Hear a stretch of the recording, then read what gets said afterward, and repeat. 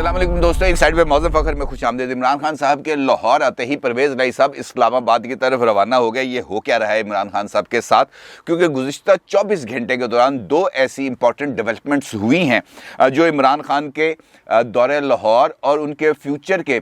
जो political perspectives हैं उनके ऊपर बहुत बड़ा क्वेश्चन मार्क लगाते हैं। क्योंकि इमरान खान साहब अपने इस दौरे लाहौर के दौरान अपने एक दरीना दोस्त से मुलाकात करना चाहते थे और इस मुलाकात के लिए खुसूसी तौर पर पैगामात भी भिजवाए गए और कुछ मुश्तरका दोस्तों के ज़रिए इस अमर की कोशिश की गई कि इमरान खान साहब के दौरे लाहौर के दौरान किसी नुक्कड़ में किसी जगह पर खामोशी के साथ एक मुलाकात हो जाए। लेकिन उस दोस्त की तरफ से वाज़े तौर पर इस बात का ऐलान कर दिया गया या वाज़े तौर पर यह पैगाम भिजवा दिया गया कि जनाब आई एम नॉट इंटरेस्टेड, मैं मुलाकात नहीं करना चाहता। यानी इमरान खान के दोस्त ने इमरान खान साहब से मिलने से इनकार कर दिया। इमरान खान के लाहौर आने से पहले ही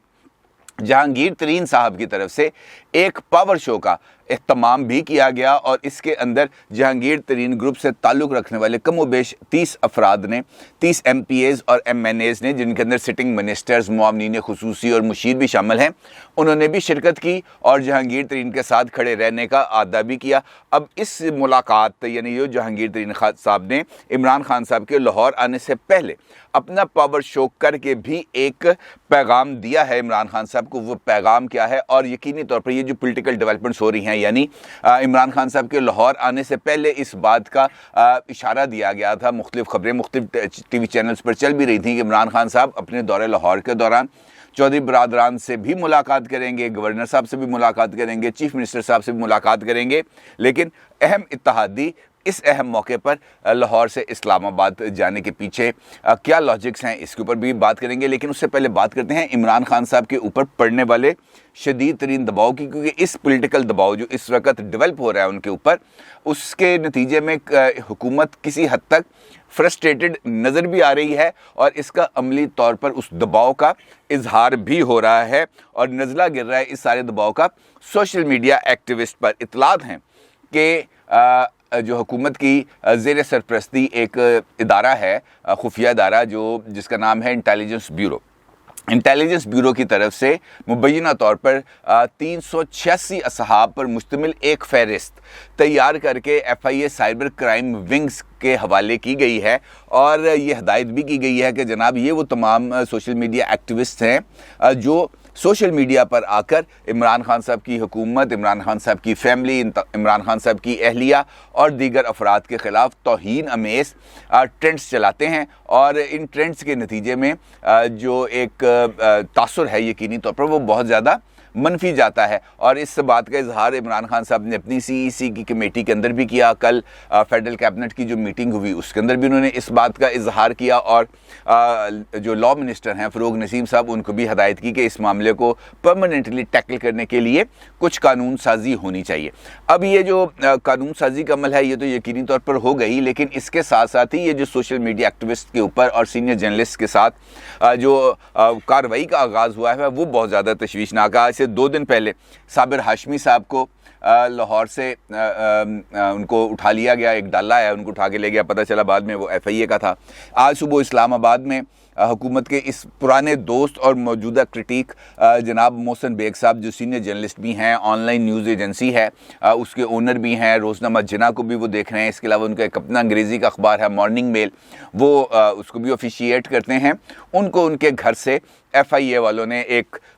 मामूली से तसादम के बाद या किसी किस्म की एक जिसके अंदर बहुत ज़्यादा फुटेजेस आ रही हैं, बेग साहब आ रहे हैं, किसी बंदे को पकड़े हुआ और इस किस्म की चीज़ें हैं, तो उनको गिरफ़्तार कर लिया गया। अब उनको थाना मारगला में उनके ख़िलाफ़ एक FIR भी दर्ज करवा दी गई है और FIA का अंदर जो पी का लॉ है उसके तहत मुराद सईद साहब जो वफाकी वज़ीर हैं उनकी तरफ से एक दरख्वास्त के पर ये कार्रवाई की गई है। अच्छा, ये मोहसिन बेग साहब का जो ताल्लुक़ है इमरान खान साहब के साथ, वो इस वक्त अगर हम कहें तो लव एंड हेट रिलेशनशिप है, क्योंकि जब मोहब्बत थी तो बेइंतहा मोहब्बत थी और इमरान खान साहब के साथ जहाज़ के अंदर भी सफ़र करते हुए उनकी तस्वीर वीडियोज़ आई और यकीनी तौर पर मैं खुद चूँकि उस वक्त इस्लामाबाद में था जब इमरान खान साहब का धरना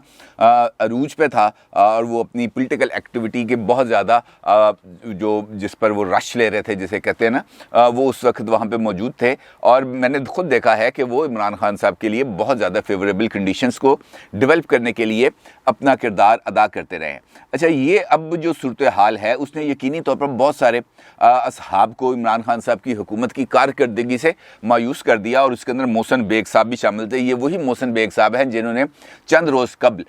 सलीम साफ़ी साहब के साथ उनके यूट्यूब चैनल के लिए एक इंटरव्यू भी दिया था जिसका मौजू था, जिसका उन्वान था वो जिनके ख्वाब बिखर गए या टूट गए। तो इसके अंदर मोहसिन बेग साहब ने इंकशाफ किया था कि उन्होंने इमरान खान साहब की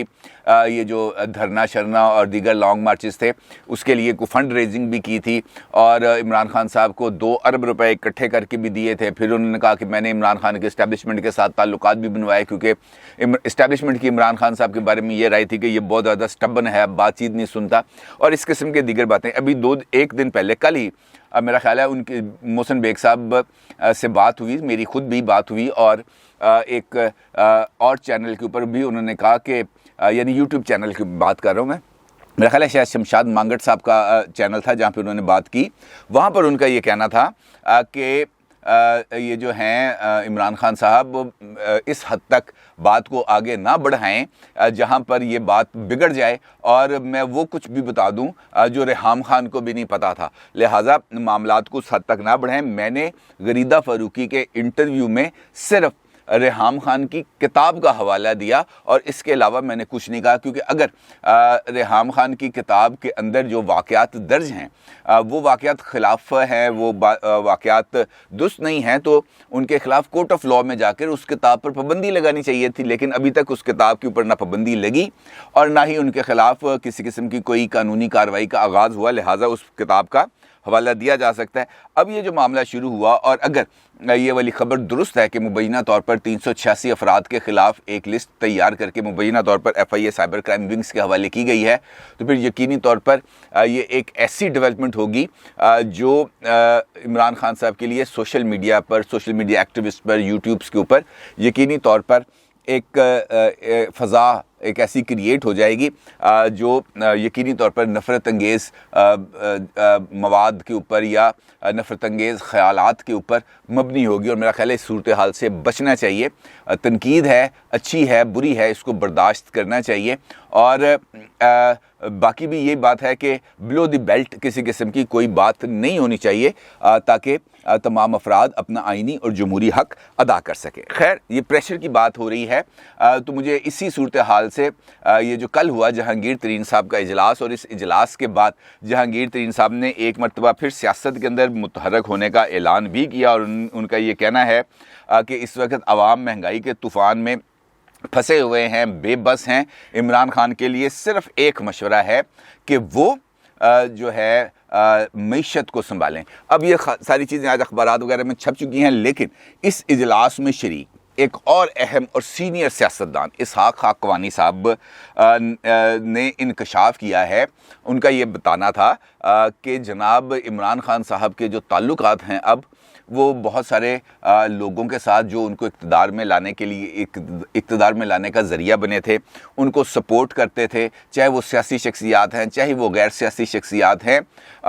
वो उनकी मायूसी इमरान खान साहब की कारकर्दगी से अब वो नाराज़गी में तब्दील हो चुकी है और वो नाराज़गी अब विजिबल है, नज़र आ रही है। लिहाजा इन हालात के अंदर जो सोचने का मुकाम है और या जो फ़ैसला करने का इम्कानात हैं इमरान खान साहब के पास, वो बहुत ज़्यादा महदूद होते जा रहे हैं। उनका ये कहना था कि जहांगीर तरीन का जो ग्रुप का जो इजलास हुआ, इसमें बुनियादी तौर पर इस बात पर गौर किया गया कि फ्यूचर के पर्सपेक्टिव्स के अंदर कौन कौन से ऑप्शंस मौजूद हैं और किस किस ऑप्शन पर गौर करना चाहिए। फिर उन्होंने हुकूमत की कारकर्दगी का, माजी की हुकूमतों की कारकर्दगी के साथ जिक्र किया। उन्होंने अयूब खान का हवाला दिया, अयूब खान के दौर का हवाला दिया, उसके बाद मुशर्रफ साहब के दौर का हवाला दिया और अब इमरान खान साहब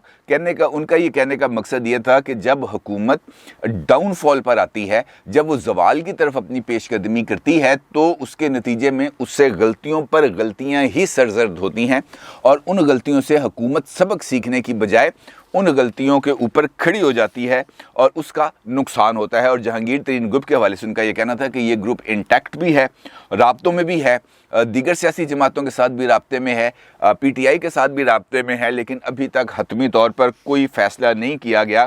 कि कौन सा राह इख्तियार की जाएगी, बाज़ाब्ता तौर पर पीटीआई के मुखालफत की जाएगी या किसी और तरीके से इसका इजहार किया जाएगा। अलबत्ता उनका ये कहना था कि मुशावरती इजलास में 6 MNA और 20 अरकान पंजाब असम्बली ने शिरकत की। गैर हाज़िर जो रहनुमा थे उनसे टेलीफोन पर अब बातचीत की गई। अब जहाँ तक जहांगीर तरीन साहब के हवाले से सूरत हाल है वो बहुत ज़्यादा अब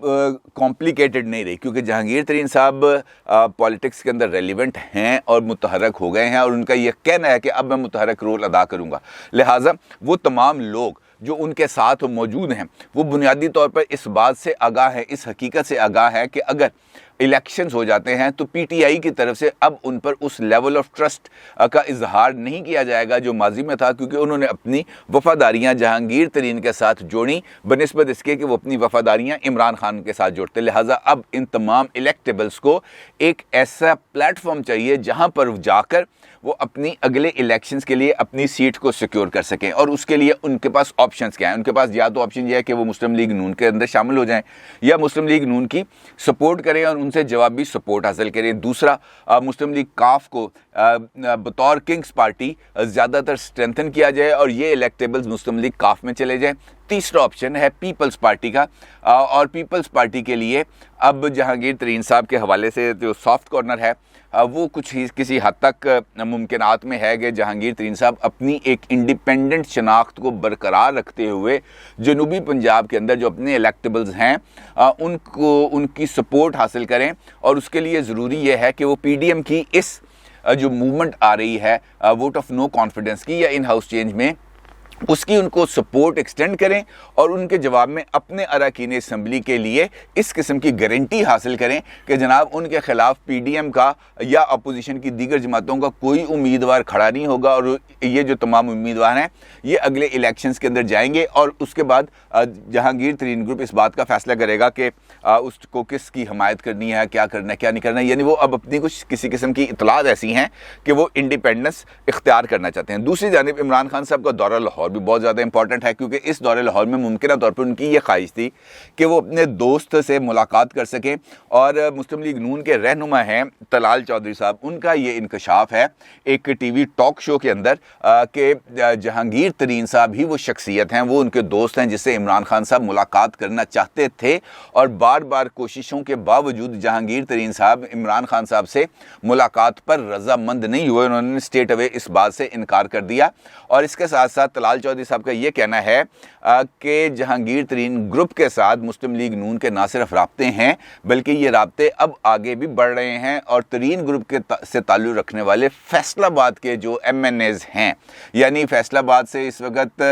जो MNA है तरीन ग्रुप के साथ जो नुमाया तौर पर सामने आ रहे हैं वो राजा रियाज़ हैं। और मेरा ख्याल है कि इस हवाले से भी कुछ पेशबंदी हो रही है और राजा रियाज़ साहब शामिल होना चाहते हैं मुस्लिम लीग नून के अंदर। और तलाल चौधरी साहब ने इस बात का इशारा दिया, यानी तेज़ी के साथ पॉलिटिकल डेवलपमेंट्स हो रही हैं। दूसरा, इमरान खान साहब के दौरे लाहौर के अंदर उनकी ये ख्वाहिश थी कि वो चौधरी बरादरान से मुलाकात करें, लेकिन चौधरी बरादरान चले गए हैं अब इस्लामाबाद।